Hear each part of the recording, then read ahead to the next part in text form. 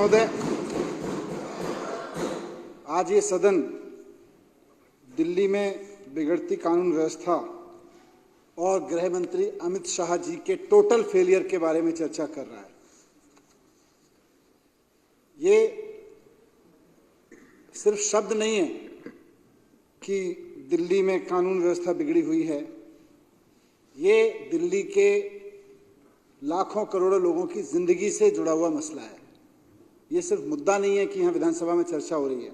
इस सदन के बाहर जो दिल्ली बैठी है उसके 24 घंटे वो कैसे जी रही है, उसका बच्चा स्कूल जा रहा है तो वो कैसे जी रही है, उसकी घर की महिला कोई बाहर जा रही है, कोई बुजुर्ग जा रहा है तो वो कैसे जी रही है, एक व्यापारी शाम को दुकान बंद करके जा रहा है तो वो किस उम्मीद के साथ जा रहा है कि सुबह जब घर लौटूंगा, जब दुकान पे लौटूंगा, दुकान खोलूंगा वापस तो धमकी भरी चिट्ठी, धमकी भरा फोन या गोलीबारी कल मेरी दुकान पे नहीं होगी।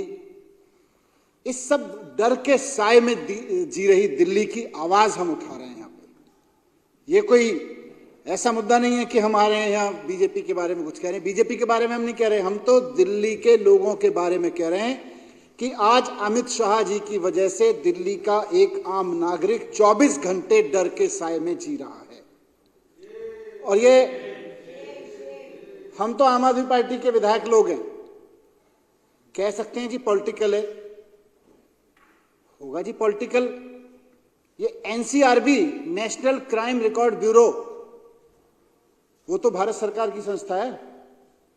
एनसीआरबी का डेटा कह रहा है कि दिल्ली में हर 20,000 परिवार पर 1832 परिवारों में अपराध की घटनाएं हो गई। 1832 परिवार अपराध के शिकार हो रहे हैं।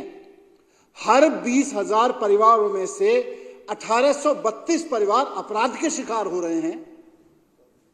मतलब लगभग 10% दिल्ली के परिवार अपराध के शिकार हो रहे हैं। और ये लोग यहां ढोल बजा रहे हैं, G20 में कुछ नहीं हुआ, G20 में कुछ नहीं हुआ। अरे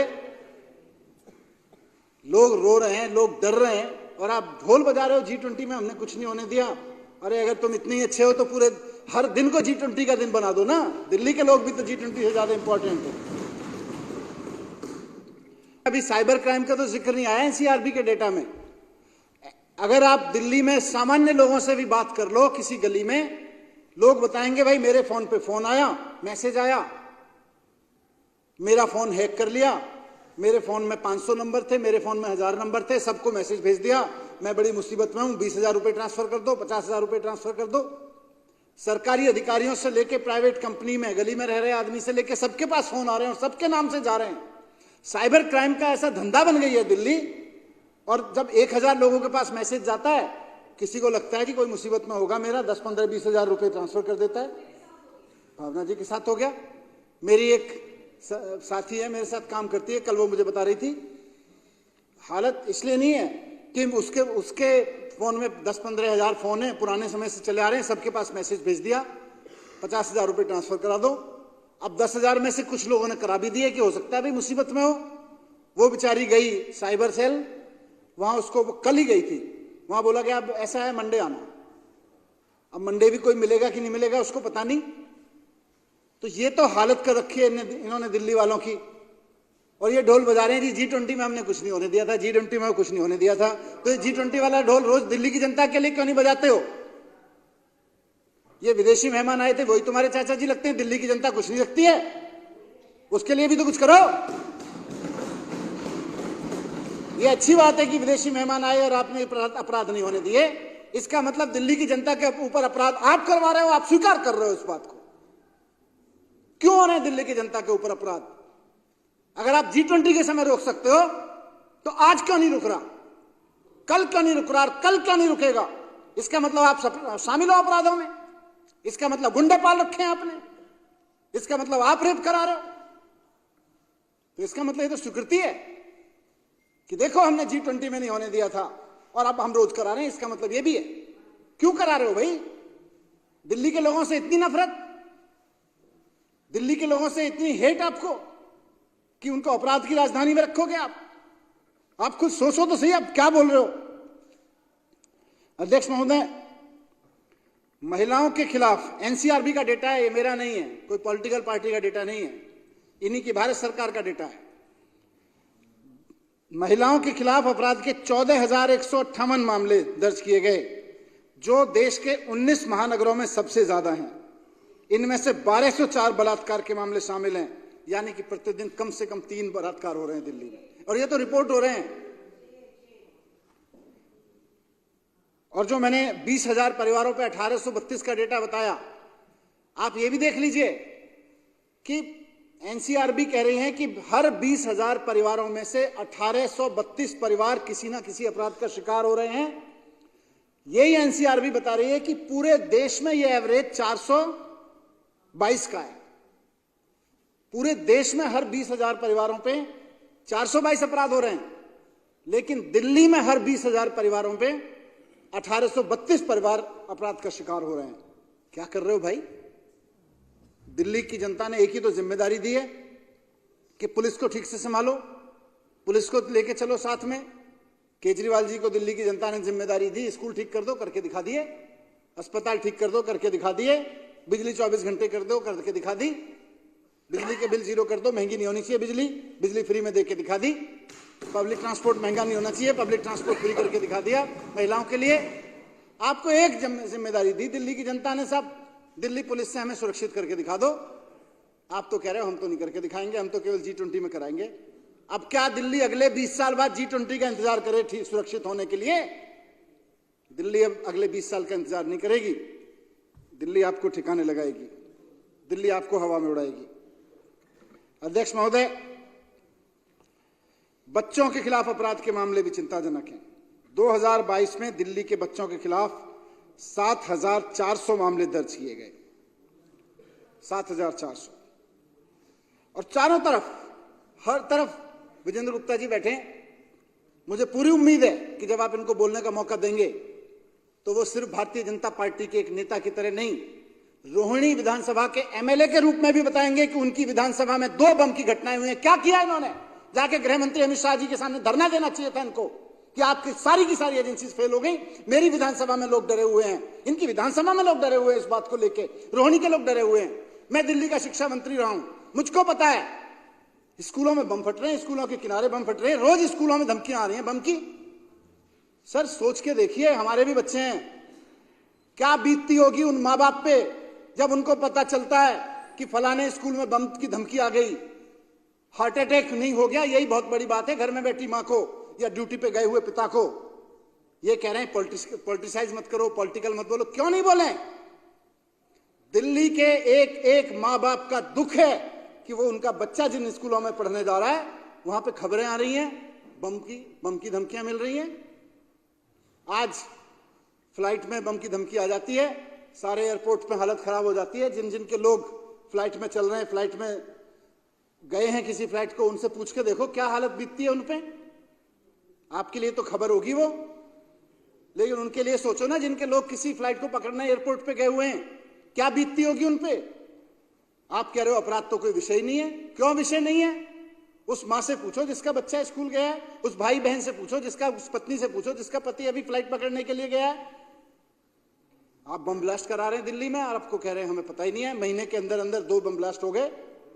क्या कर रही है आपकी एजेंसी? इससे बड़ा फेलियर तो अब तक नहीं देखा मैंने। मैं पत्रकार भी रहा हूं, राजनीति में भी रहा हूं, सामाजिक जीवन में रहा हूं। दिल्ली में इससे बुरी हालत कभी नहीं देखी। हम लोग सुनते थे कि शूट आउटलेट लोखंड वाला, बड़ा फिल्मी नाम लगता था दूर से देखने में। आज तो जिस दिल्ली में देख रहे हैं हम, जिस दिल्ली में हम बैठे हैं, उसमें रोज खबर आ रही है shoot out at Kabir Nagar, shoot out at Rohini, shoot out at Paschim Vihar, shoot out at Narayana, shoot out at Mirabagh, shoot out at Jyoti Nagar, shoot out at Sonia Vihar, shoot out at hotel, shoot out at restaurant, shoot out at car showroom. हर जगह shoot out ही हो रहे हैं। नवंबर के पहले हफ्ते में अखबार पढ़ रहा था मैं एक दिन, डर लगा मुझे भी दिल्ली में देख के। 9 नवंबर की अखबार की रिपोर्ट थी कि पिछले 10 दिन में शूट आउट की 7 घटनाएं हुई हैं इसी महीने में, जिस महीने में हम बात कर रहे हैं। दिल्ली में शूट आउट की 7 घटनाएं हुई हैं। ये अमित शाह जी ने दिल्ली को शूट आउट राजधानी बना दिया है। शूट आउट एक टोकंडवाला की जगह इतने सारे मैंने नाम पढ़े, हर जगह से हम कहीं ना कहीं सुन रहे हैं कि shoot out at this, shoot out at this, shoot out at this. Delhi के हर कॉलोनी, हर मोहल्ले से खबरें आ रही हैं, झुग्गियों से लेके बड़ी बड़ी कॉलोनियों तक, सामान्य रेस्टोरेंट चलाने वाले से कार के शोरूम चलाने वाले तक, कोई सुरक्षित नहीं महसूस कर रहा। सबको डर लग रहा है कि पता नहीं आने वाला फोन वसूली का ना हो, पता नहीं सामने जो मोटरसाइकिल रुक रही है गोली ना चला जाए इस पे से कोई उतर के। इस दहशत में आज दिल्ली के आम व्यापारी को जीना पड़ रहा है, दिल्ली के आम आदमी को जीना पड़ रहा है। कौन सी लॉ एंड ऑर्डर की बात कर रहे हो? कौन सी लॉ एंड ऑर्डर को ठीक किया है आपने? 10 साल हो गए आपको, तीसरा टर्म मिला है आपको। कुछ तो शर्म करो, कुछ तो लाज रखो कि आप देश की राजधानी को चला रहे हो। तो अध्यक्ष महोदय, मैं बस यही कहना चाहूंगा इस मौके पे कि ये अपराध का मुद्दा, दिल्ली में बढ़ते हुए अपराध का मुद्दा केवल एक राजनीतिक बहस का मुद्दा नहीं है, दिल्ली के आम आदमी की जिंदगी से जुड़ा हुआ मुद्दा है। हर उस मां का मुद्दा है जिसके बच्चे स्कूल पढ़ने जा रहे हैं, हर उस परिवार का मुद्दा है जिसका कोई व्यक्ति कहीं मार्केट में गया हुआ है, दुकान चला रहा है, किसी तरह का व्यापार कर रहा है। और ये तो वो घटनाएं हैं जिनका हम बड़े स्तर पर जिक्र कर रहे हैं। कौन सी गली में दिल्ली के चेन स्नैचिंग और मोबाइल स्नैचिंग जैसी घटनाएं नहीं हो रही? उस दिन मैं और मोनू गाड़ी में बैठे हुए थे, किसी शादी में जा रहे थे, कान काट लिया कि इनके पास में फोन आया, जी थाने में फोन करो जल्दी से, मेरी विधानसभा में चेन ये कान के कुंडल खींचने के लिए कान काट लिया है। क्यों? क्योंकि आप ड्रग्स मंगवा रहे हो दिल्ली में बड़े पैमाने पे, आपने ड्रग्स का कारोबार पैरेलल चला रखा है। सारा देश जान रहा है, मैं रिकॉर्ड के आधार पे कह सकता हूं कि सारा ड्रग्स पता नहीं कहां कहां से आके गुजरात आ रहा है और गुजरात से दिल्ली लाया जा रहा है। हजारों हजार करोड़ रुपए का ड्रग्स इस तरह से लाया जा रहा है। वो ड्रग्स लेके ही तो उसके बाद में वो चेन स्नैचिंग करने चलते हैं, कान के कुंडल और मोबाइल खींचने चलते हैं। उसके बाद में ये भी नहीं देखते कि कान काट दिया। सोनू, मैंने इनको कहा ऐसे ही, मैंने कहा यार कान काटना थोड़ी ज्यादा बोल रहे होंगे, मतलब खींचा होगा। मैं गाड़ी में बैठ के बात कर रहा था मनु भाई से कि हो सकता है अटेम्प्ट हुआ होगा, ये तो सबको पता है कि दिल्ली अपराधों की राजधानी है, पर फोन करने वाला हो सकता है थोड़ा सा एग्जरेट करके बता रहा हो, कान काट लिया। फोटो आ गया इनके पास में, थोड़ी देर में वीडियो था, इतना दर्दनाक वीडियो था वो। तो चारों तरफ, हर तरफ किसी ना किसी क्राइम की कहानी है। ये जो मैंने आंकड़े दिए ये तो बड़े अपराधों के हैं, कितने अपराध रिपोर्ट नहीं हो रहे। साइबर क्राइम का अपराध, साइबर सेल में आपकी कोई पढ़ी लिखी लड़की कल गई है, मैं बता रहा हूं आपको, कल गई है पढ़ी लिखी लड़की, मेरे साथ काम करती थी, वो आके दुखी हो रही थी कि सर फोन नंबर पे फोन भेज दिए, मेरे सारे डेटा को उठा के हैक करके पैसे ले लिए, अब मैं जाके साइबर क्राइम में फोन जाके धक्के खा रही हूं, कोई सुनने को तैयार नहीं है। तो ये तो हालत है लॉ एंड ऑर्डर की। और आप कहां बिजी हैं? केजरीवाल को नहीं चुनाव जीतने देना है।